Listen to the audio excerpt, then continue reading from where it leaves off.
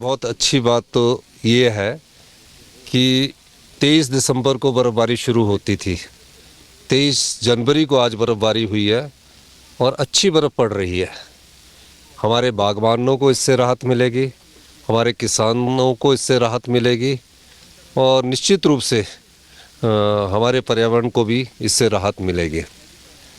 मेरा ये मानना है कि जो क्लाइमेट चेंज के कारण कहीं ना कहीं मौसम में बदलाव आया है और इस बदलाव का हमने साइंटिफिक अध्ययन करने की बात अधिकारियों से की है और इस मामले में अधिकारी और साइंटिस्ट बैठकर आगे किस प्रकार हमारे प्रदेश में जब से आपदा आ रही है उन सब का अध्ययन कर रहे हैं। चाहूँगा कि पर्यटक आए, बर्फ़बारी का लुत्फ़ उठाए और निश्चित रूप से ये बर्फ़बारी का लुत्फ़ उठाने के लिए बड़ी संख्या में पर्यटक आना भी चाहते हैं और हमारे को उसका टूरिस्ट सीजन का भी हमको इसका फ़ायदा मिलेगा।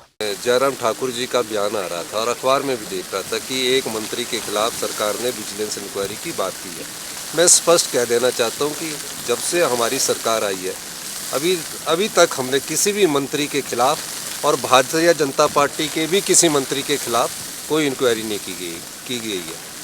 और ये चिट्ठियाँ आती है कई प्रकार से, बीजेपी के समय में भी आती है, बीजेपी के मंत्रियों के खिलाफ भी हमारे पास चिट्ठियाँ आती है, उसी तरह मेरे खिलाफ भी चिट्ठियाँ आती है, उप मुख्यमंत्री के खिलाफ भी चिट्ठियाँ आती है, जिसमें कई प्रकार की बातें की होती है, जिसमें गवर्नर से एड्रेस की होती है, गवर्नर से मार्क होकर आती है, प्रेसिडेंट ऑफ इंडिया से मार्क होकर आती है। तो इन चिट्ठियों की एक प्रक्रिया है, उन चिट्ठियों की प्रक्रिया को मेरे पास लाया जाता है और उसको फिर हम फाइल कर देते हैं।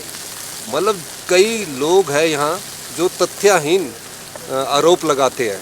जयराम ठाकुर जी के खिलाफ भी आरोप लगाए गए थे, हमने उस चिट्ठी को भी फाइल किया है। उसी तरह उप मुख्यमंत्री के खिलाफ भी किसी ने लिखा, मुख्यमंत्री के खिलाफ भी किसी ने लिखा, मंत्रियों के खिलाफ भी लिखा। तो इसका मतलब ये नहीं कि सबकी इंक्वायरी होती है। कोई तर्क के साथ आए, कोई एफिडेविट सबमिट करे तब तो बात होती है। कोई किसी की ट्रांसफ़र से नाराज हो जाता है तो आरोप लगा देता है। तो ये एक निरंतर प्रक्रिया है, ये सरकारों में चलती आ रही है, मेरे समय से नहीं है।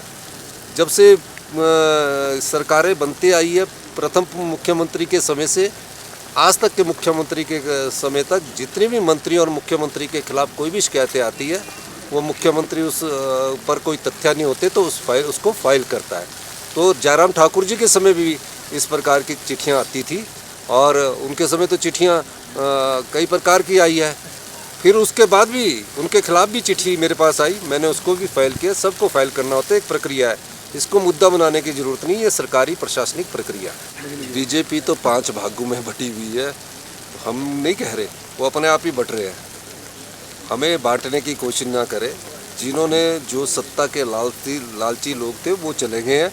अब सब जो है वो सेवा वाले लोग हिमाचल प्रदेश कांग्रेस के विधायक हैं, वो सब रुके हैं, उनमें कोई दो राय नहीं है। और ये ख्वाब लेना बंद कर दे, भविष्यवक्ता बनना बंद कर दे। इसी भविष्यवक्ता बनने के रूप में उन्होंने 3 आज़ाद प्रत्याशियों से इस्तीफ़ा करवा दिया। और ये भी लोकतंत्र के इतिहास में पहली बार हुआ होगा कि आज़ाद प्रत्याशी अपना इस्तीफ़ा स्वीकार करवाने के लिए विधानसभा के प्रांगण में 3 दिन बैठे और इस आत्मविश्वास का ये था कि भारतीय जनता पार्टी जीतेगी। मैं हिमाचल की जनता का, आम लोगों का, देवी देवताओं का धन्यवाद करना चाहता हूं कि जिन आज़ाद प्रत्याशियों ने आत्मविश्वास के साथ इस्तीफ़ा दिया था कि हम दोबारा चुनकर आएंगे, हिमाचल की जनता ने उन्हें रास्ता दिखाया है और हम 34 से फिर 40 हुए हैं। तो ये जयराम जी ठाकुर जी भविष्यवक्ता बन गए हैं। वो इसलिए ये कह रहे हैं कि वो 5 गुटों में सबसे अपने आप को सर्वोपरि नेता साबित करने की कोशिश कर रहे हैं, इसलिए वो बार बार इस प्रकार की बात कह रहे हैं। तो मैं इस बात पर इतना ही कहना चाहता हूँ। धन्यवाद।